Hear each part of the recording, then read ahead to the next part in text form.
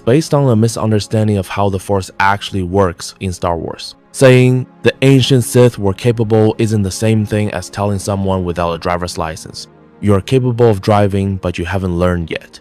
That analogy only works if we're talking about a skill that requires outside certification or instruction. The Force doesn't work like modern human driving laws. There's no DMV of the dark side.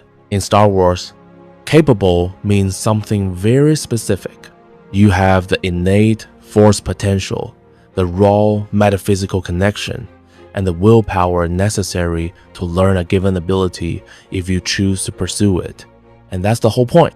The ancient Sith didn't pursue the kind of inward midi-chlorian manipulation Plagueis did, not because they lacked the ability, but because it was extremely dangerous. It required long periods of meditation and stillness. It risked backlash from the Force, and it was completely impractical during eras of constant war, betrayal, and survival struggles.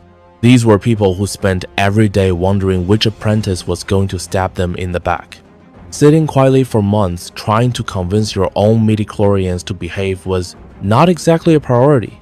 Meanwhile, look at Darth Plagueis, a perfect reverse example. He could use Sever Force and could use essence transfer, yet he tried inventing a virus that mimicked Sever Force, midi-chlorians designed to automate essence transfer. Why?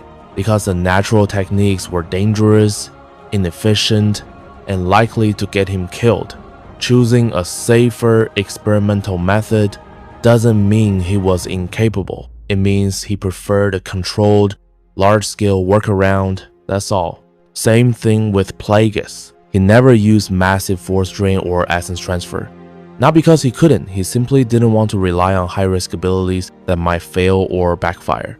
His whole philosophy was avoiding the chaotic, self-destructive methods of the ancient Sith. Choosing the safer route doesn't erase capability. It just shows preference.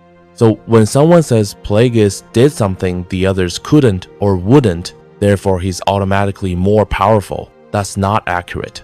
What Plagueis did was rare, refined, and scientific. Yes, but rarity doesn't equal superiority in raw force power. It just means he chose to explore an area others didn't bother with. Ancient Sith weren't lacking ability. They were lacking interest, time, and a peaceful laboratory environment where apprentices weren't trying to murder them every 3 days. That's the real context.